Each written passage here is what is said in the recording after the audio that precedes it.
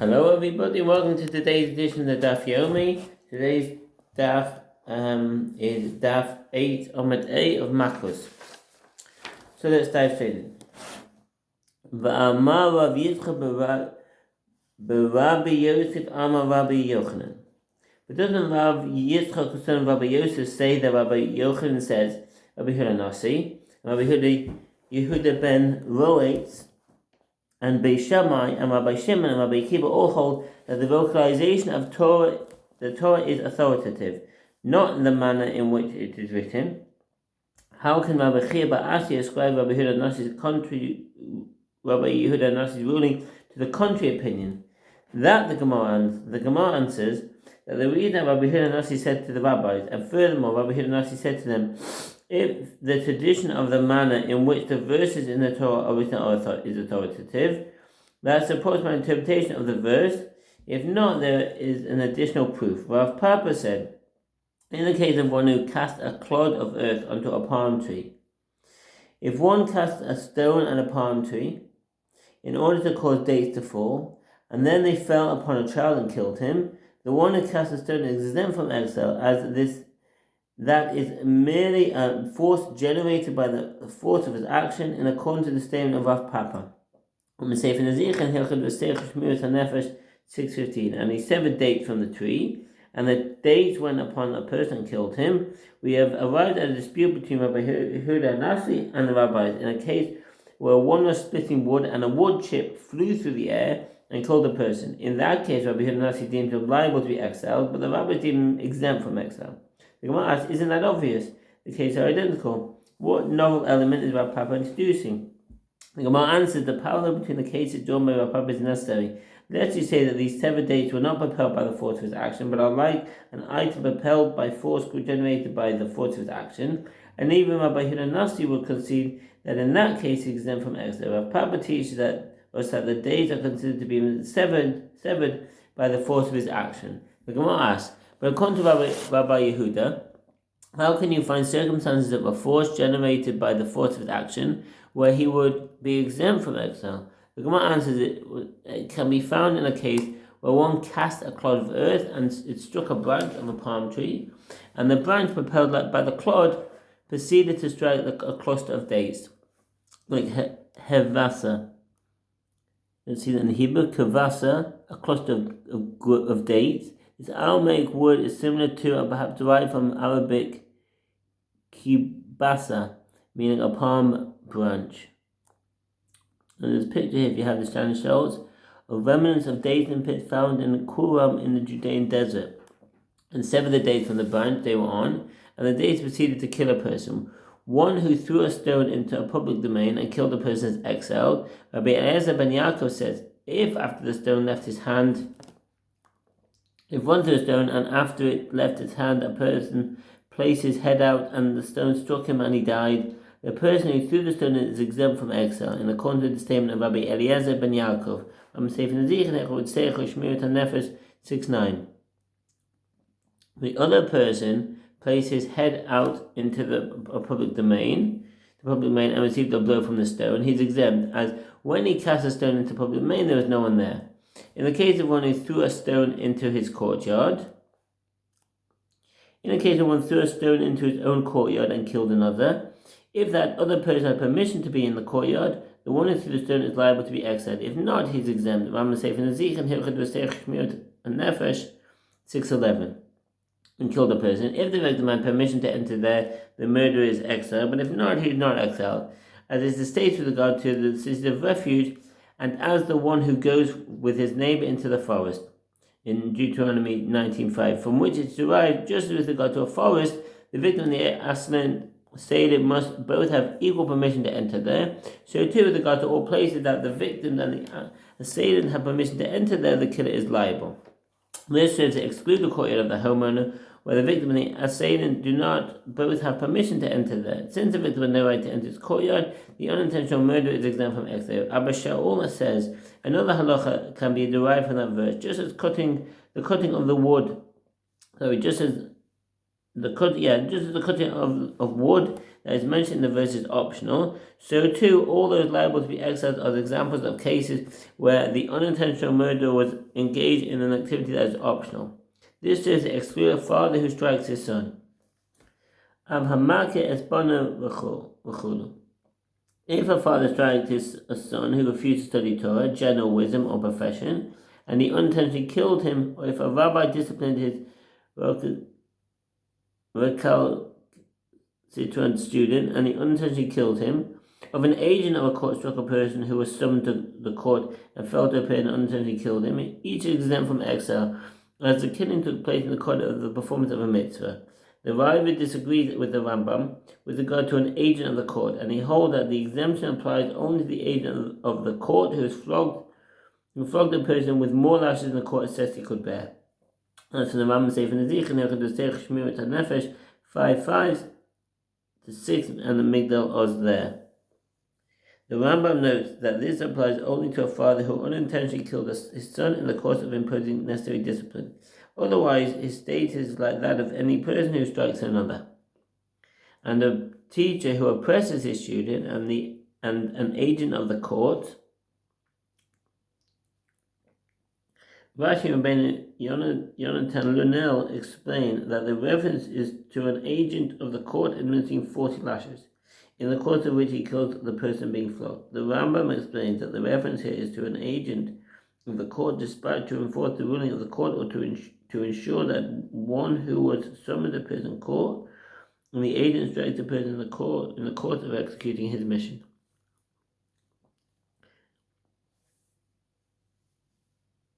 The P-ties to flog transgressors. If not, in the course of performing the mitzvah in which they are charged, they unintentionally murdered the son, the student, or the person being flogged, respectively, they are exempt. Gemara. The Mishnah teaches, one who threw a stone into a public domain and killed a person is exiled. The Gemara asks, if he threw a stone into public domain, why is he exiled? He is an intentional murderer. Lucius Harabim Meitedhu, with regard to one who throws a stone into the public domain, or one who demolishes a wall and stones fall into the public domain and kills a person, it is an action that borders on the intentional, and he is not exiled to a city of refuge, whether he did so by day or night. He is guilty of negligence, as he should have looked to ensure that there was no one nearby when throwing the stone or demolishing the wall. I'm saying from the 6:6. He knows that there are generally people in the public domain, and is aware that he is likely to harm someone with the stone. Rabbi Shmuel Bar Yitzchak says the reference in the Mishnah is not to one who threw a stone for no reason. Well, it's the case of one who is demolishing his wall, and one of the stones struck a person. The Gemara counters that too is intentional, as he should examine the other side of the wall to determine if there was anyone there. The Gemara answers, it is a case where one is demolishing his wall at night, and passers-by are scarce. The Gemara asks, at night too he is required to examine the other side of the wall to determine if there is anyone there. Although it is uncommon, people are apt to walk to the public domain at all hours. The Gemara answers. The reference in the Mishnah is to a case where one demolishes his wall into a scrap heap. Eshpa. The scrap heap mentioned here refers to a place off the beaten path where people would throw scrap items and other items no longer in use. Sometimes the scrap heap was located in a private domain, although others would discard their items there, other times located in the public domain. As it was off the beaten track, the scrap heap would be used as a bathroom. Some scrap heaps were obscured from the view of passers-by, and they were utilized as a bathroom both during the day and at night. Others were not sufficiently obscured for use during the day and were located in a place where people congregate during the day and were used as a bathroom only at night. Where there is no reasonable expectation to find anyone there, as it's located out of the way. The Gemara asks, what are the circumstances of this scrap heap? If it is frequented by the multitude because it is utilized as a bathroom, he is negligent. If it is not frequented by the multitude, although it is a public domain in the sense that it is not a private property, he is a victim of circumstances beyond his control, and there was no reason to consider the possibility that someone was there. With regard to one who demolishes his wall into a scrap heap at night, if it is frequented by the multitude, his action borders on the intentional, and he is not exiled to a city by food. If it is not frequented by the multitude, he is a victim of circumstances beyond his control and is exempt from exile. Rambam says in the Zich and Herod Seich Shmirat HaNefesh 6:7. Rav Papa said, it is necessary to state this halacha only in the case of a scrap heap that is utilized for people to defecate there at night. If one demolishes wall by day into a scrap heap where people defecate at night, but not by day, and the person happened to be there and was struck by a stone from the wall and died, the one who demolished the wall is exiled. If the victim came and sat there after the stone was dislodged from the wall, he is exempt in accordance to the statement of Rabbi Elazar ben Yaakov in the Mishnah. Rambam says in the Zich and Herod Seich Shmirat HaNefesh 6:8, and you can see the case of the Mishnah there. But it is not utilized for people to defecate during the day. But it happens on occasion you will sit there and defecate during the day. One who demolishes his wall into the scrap heap during the day is neither negligent, as a scrap heap is not utilized for people to defecate there during the day, nor is he a victim of circumstances beyond control, as it happens on occasion that one will sit there and defecate during the day, which he should have considered. Therefore, his exile is that of an unintentional murderer who is liable to be exiled. The Mishnah teaches that Rabbi Elazar ben Yaakov says, if after the stone left his hand, the other person placed his head out into the public domain and received a blow from the stone, he is exempt. The Gemara cites a related brayta. The sages taught that it is written, and the blade displaces from the wood and finds his neighbor and he dies, Deuteronomy 19:5, from which it is inferred and finds. This serves to exclude one who presents himself and is thereby killed by the stone. From here, Rabbi Eliezer ben Yaakov says, if after the stone left his hand, the other person placed his head out into the public domain and received a blow from the stone, the murderer is exempt. The Gemara asks, is that to say that the term and finds indicates an item that was there initially, prior to the incident in question? And the Gemara raises a contradiction from that which is written with regard to one who seeks to redeem an ancestral field that he sold, and he acquires it means and finds sufficient funds for his redemption. Leviticus 25:26. The term and finds serves to exclude one who, in order to accrue funds to redeem his field, sells the field that was found in his possession when he originally sold the field. It means that he may not sell. The reference here is to one who sold his ancestral field and later obtained the means to redeem it.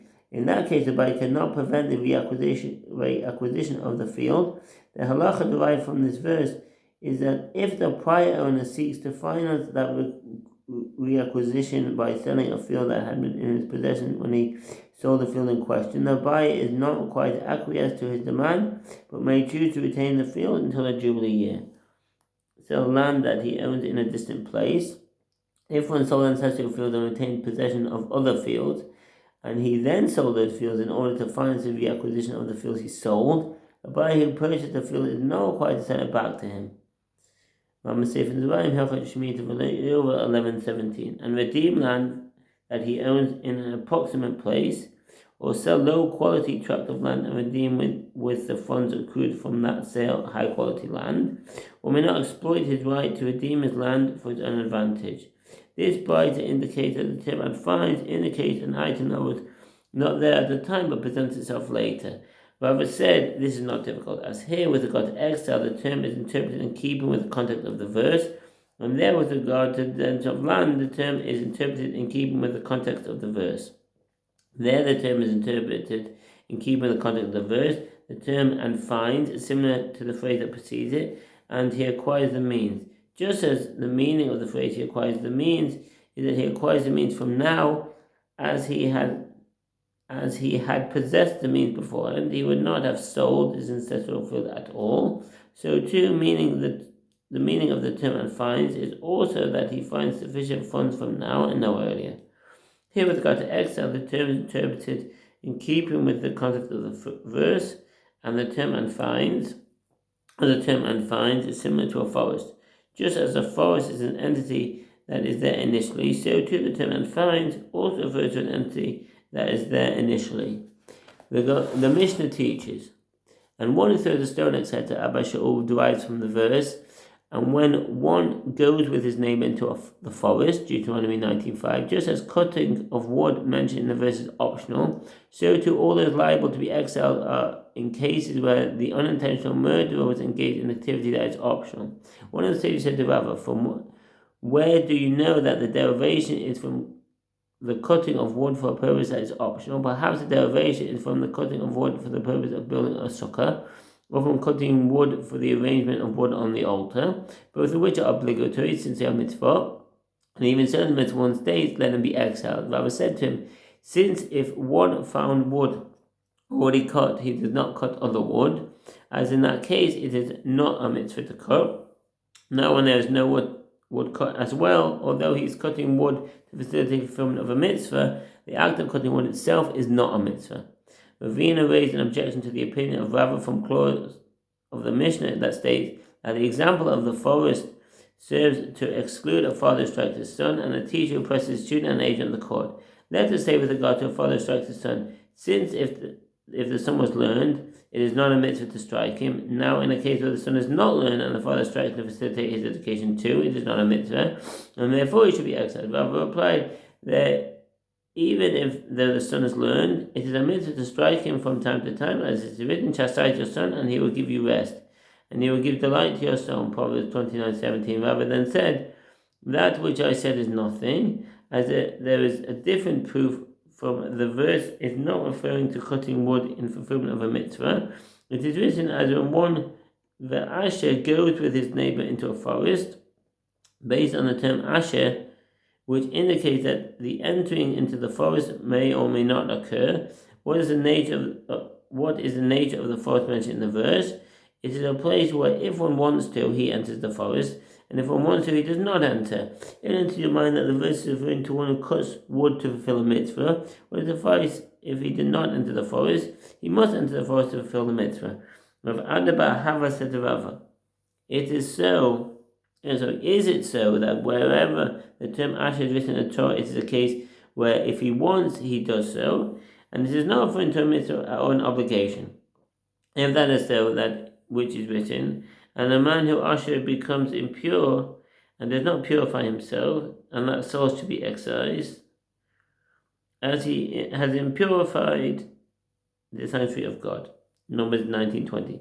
Can be referring only to a case where if he wants to become impure and he wants to, he does not become impure. But in a case of a corpse with no one to bury, a made mitzvah, where it would not suffice for him not to become impure in the process of burying it, you would say, so too is exempt from the punishment of Kared if he enters the temple in a state of impurity. Rava replied, it is different, as the verse says with regard to one who is impure, with impurity imparted by a corpse. That's the end of the Omen. Thank you for listening, and I wish you a very good day. All the best. Bye.